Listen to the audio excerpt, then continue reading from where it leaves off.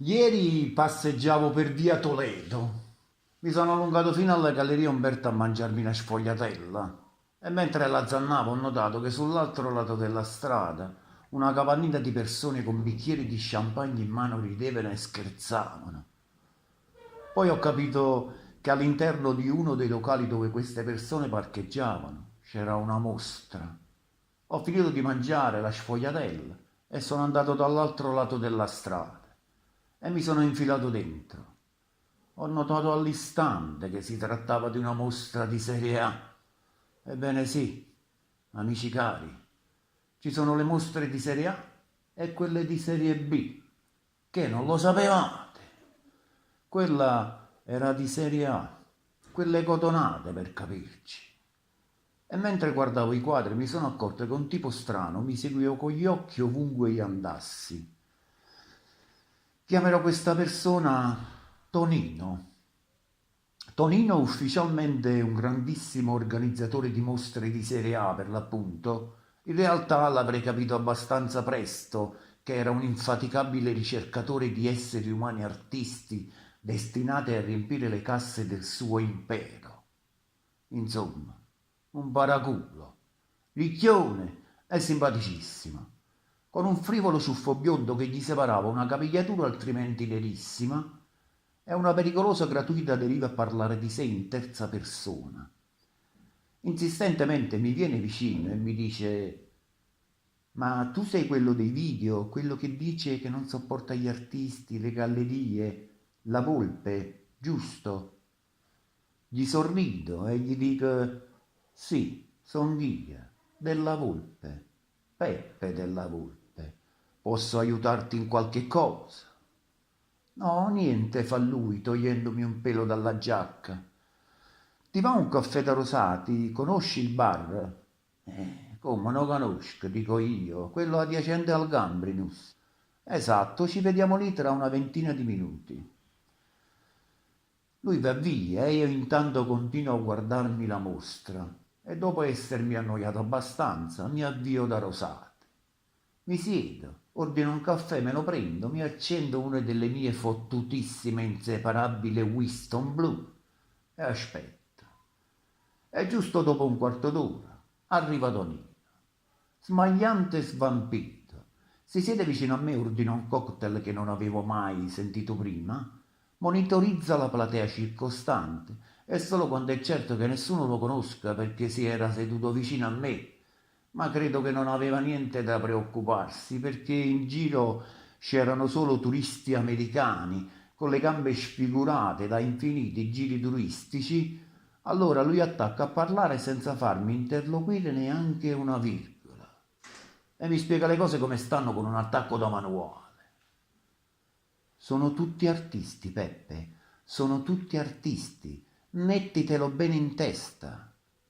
Ed è già una rivelazione per me, perché credevo che eravamo in pochi, che ne sa, 100, 200, 300, 500. Prosegue senza sosta, Tonino. È in base a questo principio elementare, Peppe, che prospera il benessere e il mio conto corrente in banca. Se parlano male di un artista, ne parla male anche Tonino. Ma col cazzo che Tonino ne parla per prima. Dico quell'artista per dire quell'altro e quell'altro ancora.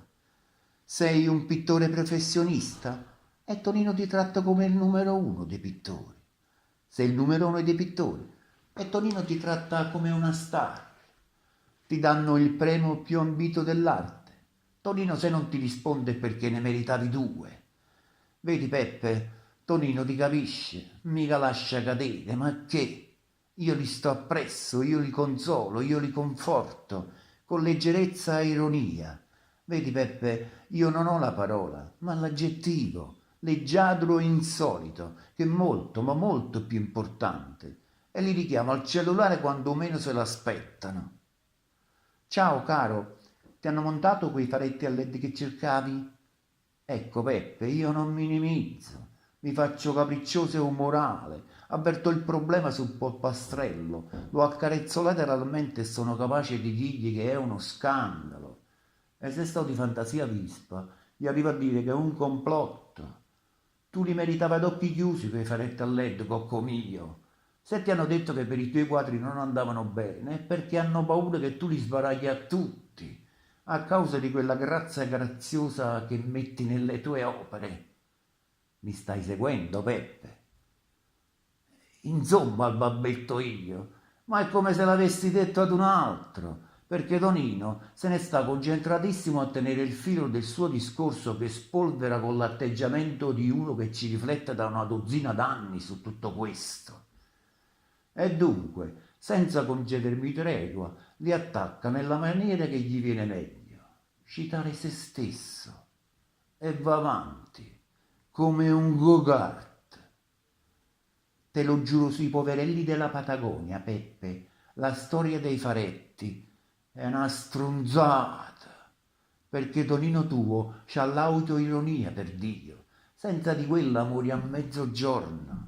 Invece io tiro avanti fino alle 4 di notte e quando dormo non sogno. Progetto allestimenti, vellietà, mostre di serie A. Poi il giorno del vernissage cotonato conto i miei soldi, che non sono pochi, Peppe, non sono pochi, perché Tonino tuo, in questa valle di lacrime riempite di artisti, tiene le palle quadrate. Questo sono io, organizzatore di mostre di serie A, di pittori che sbattono i colori sulle tele e mi chiamano al cellulare a volte in orari improbabili per inseguire questa scatola di delusioni che chiamano successo, notorietà. Esponenti di spicco del mondo dell'arte, ma di cosa? Ma di cosa? Se pagate fior di euro pure di esporre, pure di fare numero sul vostro curriculum. E parliamoci chiaro, cara Peppe, due cose vanno bandite per galleggiare nell'inferno laico del mondo dell'arte: vergogna e morale. Se invece li possiedi questi due scellerati difetti, allora è meglio che ti organizzi una mostra nel buco del culo del mondo e ti raccampare nella tua truce quotidianità. Tonino tuo, insomma, li avvolge come un sacco a pelo costoso a questi artisti. Li faccio sentire rilevanti, indispensabili, centrali, snob, intelligenti, unici, furbi, talentuosi. Li faccio sentire come cazzo vogliono loro. Basta che caccino i sordi. Questa è la caratteristica superficiale di Tonino tuo, caro Peppe della Volpe, perché tutto è superficiale, si sa, tutto, solo la vita non lo è. E con questi presupposti Tonino riceve dalle 500 alle 800 telefonate al giorno. Conosce i segreti di tutti, Tonino, le loro marchette pure di esporre. Poi mi guarda con tono più serio e mi dice: Peppe, ma perché non cambi idea sulle cose che dici nei video e nei tuoi post che metti su Facebook? Guarda che io posso portarti molto in alto, sai?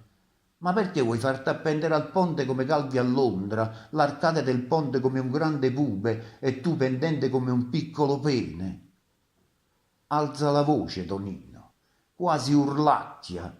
Prima catechizza il mondo dell'arte, poi se la canta e se la suona. Si sente circondato da una puzza di artisti pronta a leccargli il cazzo. Pene, come direbbe lui stesso. Ma ci sono solo io che me ne fotto di lui, di tutti gli artisti che lo frequentano e delle sue mostre di serie A. Poi riattacca così. Giusto per anticiparti sulle linee generali, caro Peppe, domenica c'è una mostra a tema, si galleggia solamente. Vieni pure tu, ti presento un po' di gente che conta nel business dell'arte. Si alza, mi stringe la mano, mentre nell'altra mi passa il suo bigliettino da visita. E poi mi dice: chiamami Peppe, vengo a prenderti io fino a casa tua. Così si è presentato a me Tonino, un fiume in piena, ed io ad arrancargli dietro di cose che lui dava per scontate, di meccanismi dell'arte che a me erano sconosciuti. Una chimera sto mondo dell'arte. Ma io sono superato anche da me stesso, figuriamoci da Tonino, lui e le sue stronzate. E poi, comunque, ritornando a casa, ho ripensato alle parole di Tonino. e devo concludere che mi aveva sintetizzato in un compendio preciso come una formula scientifica inattaccabile tutto quello che c'era da sapere sul mondo patinate dell'arte. Comunque, sono andato via tramortito dalle sue parole e di un caffè e un cocktail che ho pagato io 15 euro. Una roba da meritare 2 ergastoli. Ma comunque